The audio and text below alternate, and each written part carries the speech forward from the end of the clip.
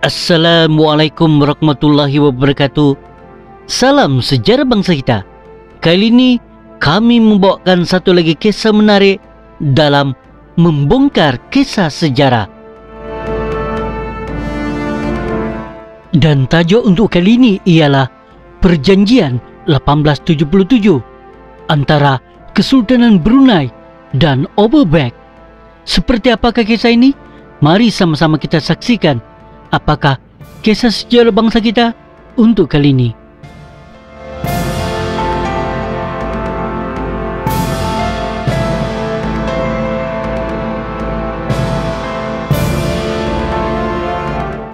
Perlu dipahami bahawa keluasan tanah jajahan Kesultanan Brunei di bahagian pantai barat Borneo Utara adalah dari Tanjung Nosong ke wilayah Pendasan.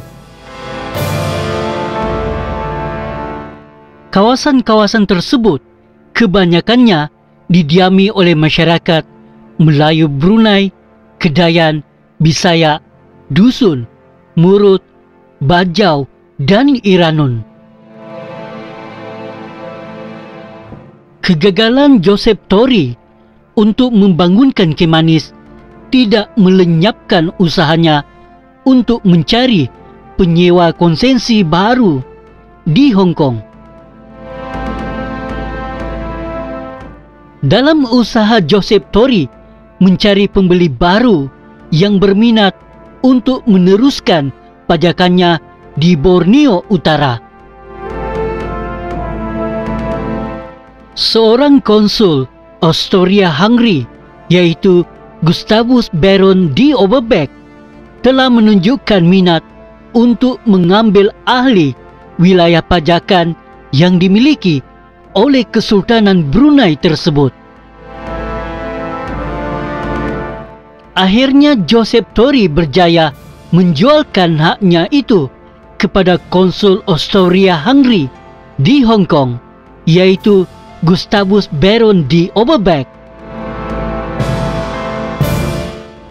Overbeck bersama-sama dengan Joseph Tory telah menemui Sultan Brunei untuk mendapatkan persetujuan baginda tentang hak-hak pemilikan yang telah dibeli oleh Overbeck. Pada awalnya, Sultan Brunei tidak bersetuju dengan penyerahan ini kerana Sultan Brunei dan Pangeran Temenggung belum dibayar sebarang bentuk pembayaran daripada Joseph Tory. Sultan Brunei kemudiannya telah dinasihatkan oleh Gubernur British di Labuan iaitu James Brooke dan setiausaha Gubernur Hugh Law supaya tidak memperkenankan penjualan pajakan tersebut, melainkan baginda memeterai perjanjian pajakan baru dengan Overbeck tanpa melibatkan Tory. Hal ini bagi mengelakkan daripada berlaku pertindihan perjanjian dan konflik seperti mana yang berlaku ke atas Charles Lee Moses dan Joseph Tory. Di sebalik tindakan British tersebut, mereka sebenarnya berusaha untuk menyingkirkan Tory dan menghalang kuasa Amerika daripada terus menguasai Borneo Utara. Pihak kerajaan Amerika sebenarnya menyedari akan perancangan tersebut, lantas menghantar kapal perangnya ke Kimanis sebagai amaran kepada Sultan Brunei. Hasil daripada perbincangan Sultan Brunei dengan Gustavus Baron de Overbeck di Istana Brunei, maka pada 29 Disember 1877, Baginda dan Pangeran Temenggung telah bersetuju untuk menyerahkan wilayah mereka dengan cara memperbaharui semula perjanjian yang dimeterai pada tahun 1865 di antara Charles Lee Moses dengan Joseph Torrey. Berdasarkan kepada isi kandungan perjanjian baharu ini, Sultan Brunei dan Pangeran Temenggung telah bersetuju untuk menyerahkan semua wilayah, sungai daratan dan daerah yang terletak di kawasan Teluk Kimanis di pantai barat Laut Borneo dan Sungai Sibuku di timur kepada Gustavus Baron de Overbeck. Walau bagaimanapun, selepas Overbeck memperolehi konsensi tersebut, beliau berhasrat untuk menjual pajakan itu kepada saudagar-saudagar Austria yang lain tetapi tidak berjaya. Akhirnya beliau telah memujuk anak bekas majikannya, yaitu Alfred Dane, untuk menjadi rakan kongsinya dan bekerjasama dalam membantu membekalkan kewangan yang diperlukan di Borneo Utara. Alfred Dane telah bersetuju memberikan wang pendahuluan kepada Overbeck dan mengarahkan Overbeck melaksanakan rancangannya di Borneo. Terdapat beberapa syarat yang perlu dipenuhi di dalam perjanjian tersebut, yaitu pertama, Baron von Overbeck dan Alfred Dane perlu membayar kepada Sultan Abdul Mumin untuk 3 wilayah tulen yang dimiliki oleh baginda, yaitu Teluk Gaya dan Teluk Sepanggar, Sungai Sulaman sehingga ke Sungai Paitan, serta dari Sungai Paitan ke Sungai Sibuku dengan bayaran sebanyak 12.000 setahun. Kedua, Baron von Overbeck dan Alfred Dane juga perlu membayar sebanyak 3.000 setahun kepada Pangeran Temenggung untuk 2 wilayah tulen, yaitu Kimanis dan Benoni. Di bawah perjanjian baharu ini juga, kedua-dua belah pihak telah bersetuju untuk melakukan pembayaran setiap tahun kepada Sultan Brunei dan Pangeran Temenggung.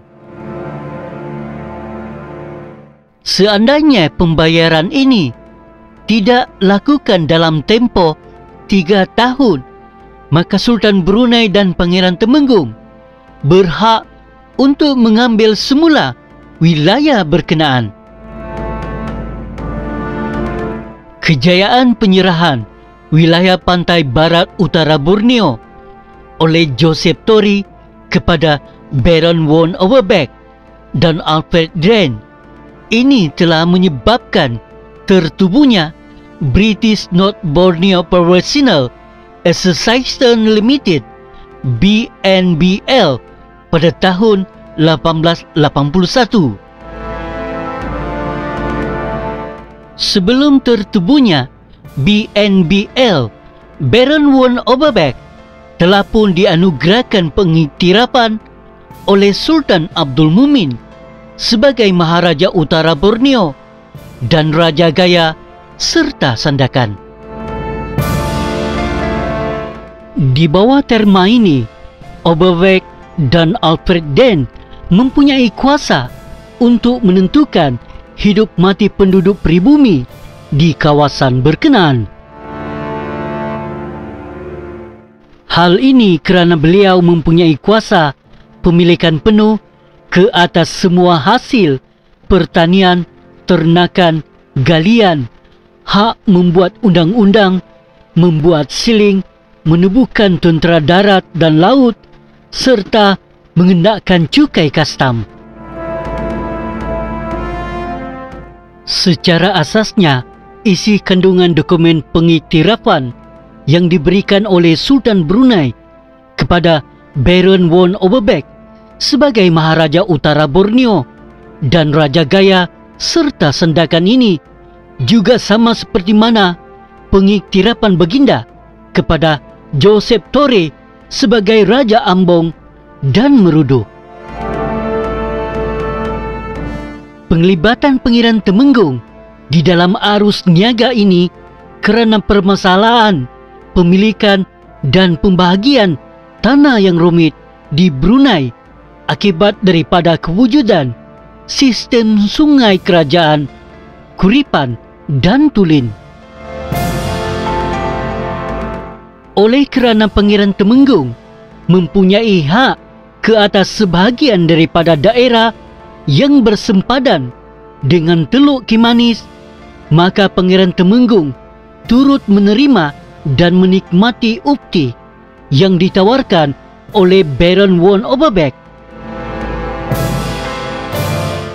Apa yang menarik mengenai peristiwa penyerahan wilayah ini ialah Baron von Overbeck sebenarnya memperolehi kuasa yang lebih besar berbanding dengan kuasa-kuasa lain yang menjajah Borneo.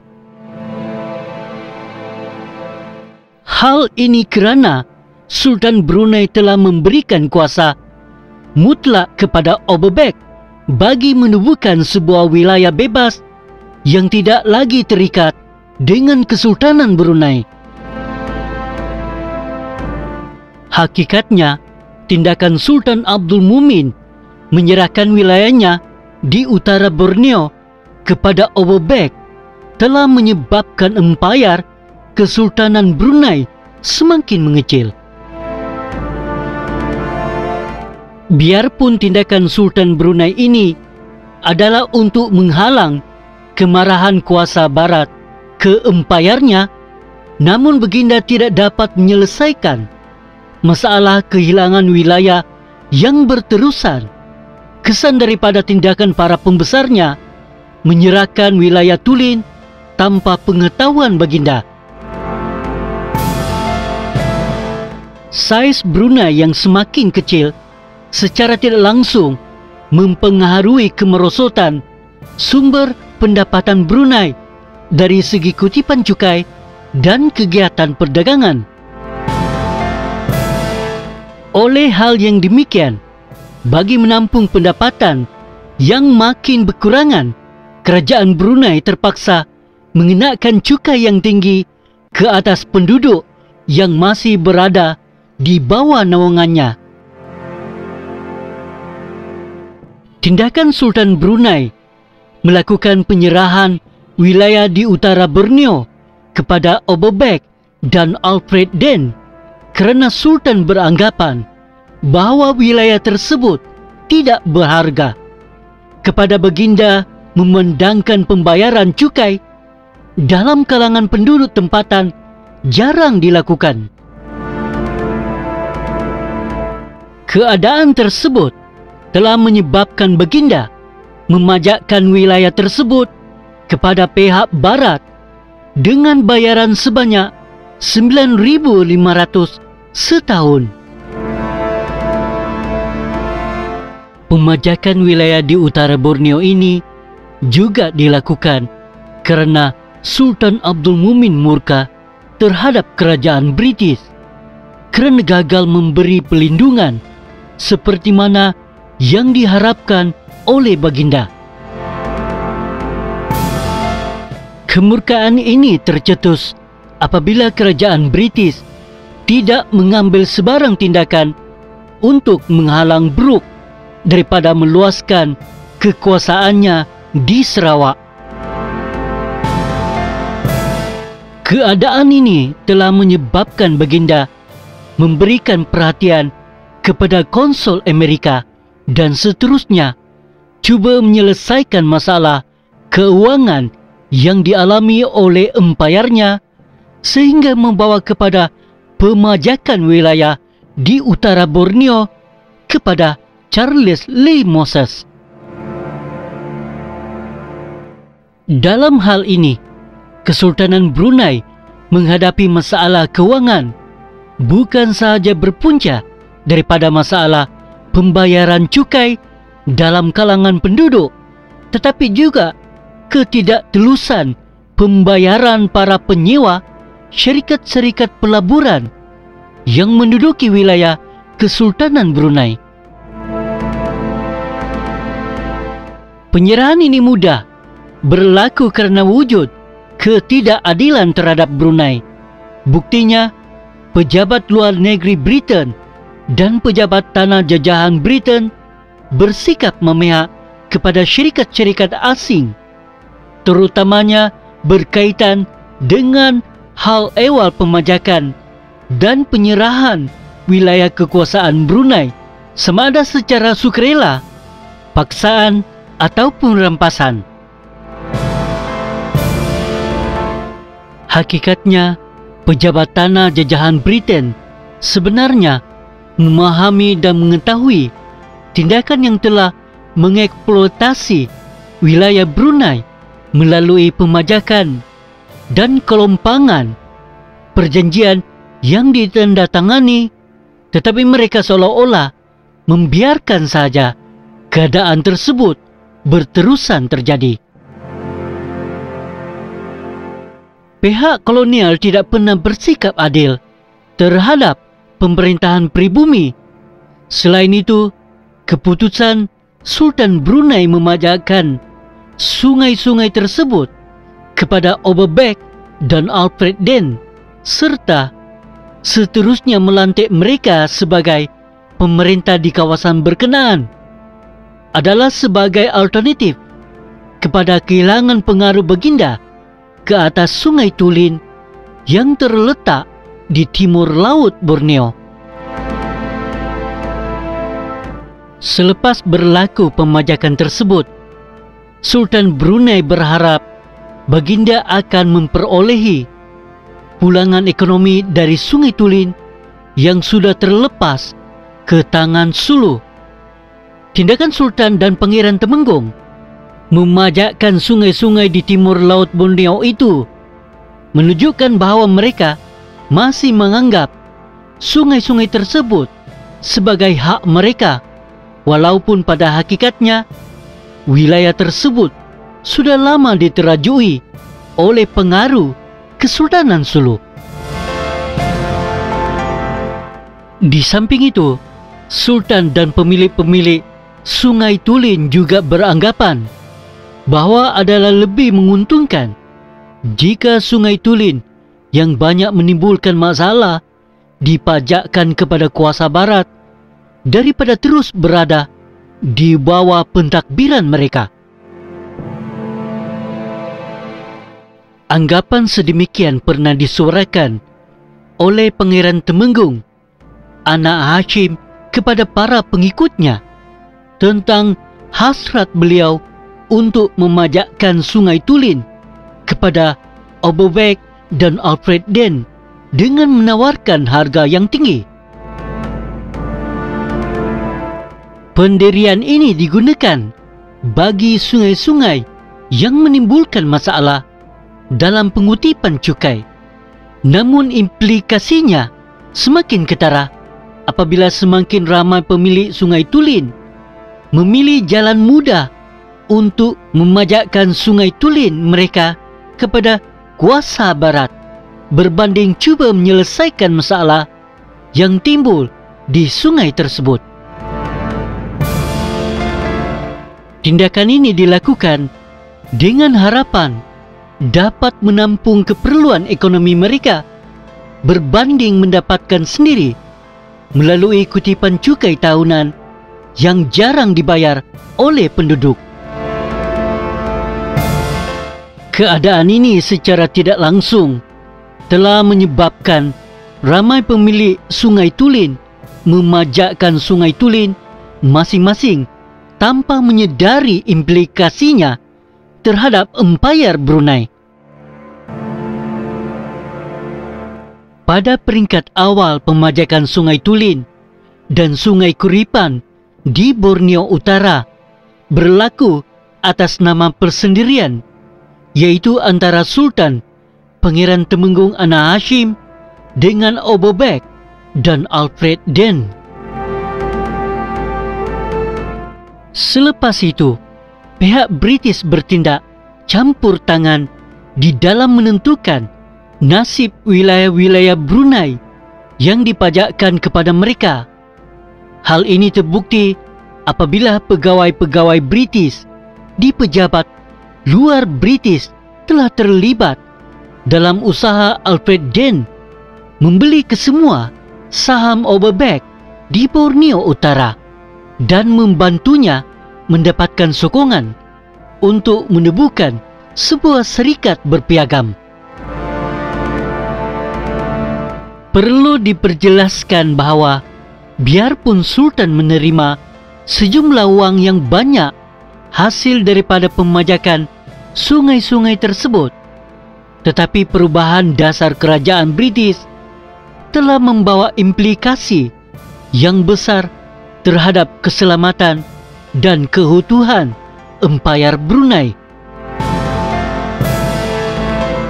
Di sebalik usaha Baginda untuk mempertahankan ekonomi dan kuasa politik Empayar Brunei, Baginda terpaksa juga menyerahkan Sungai Tulin yang tidak mampu Baginda kawal.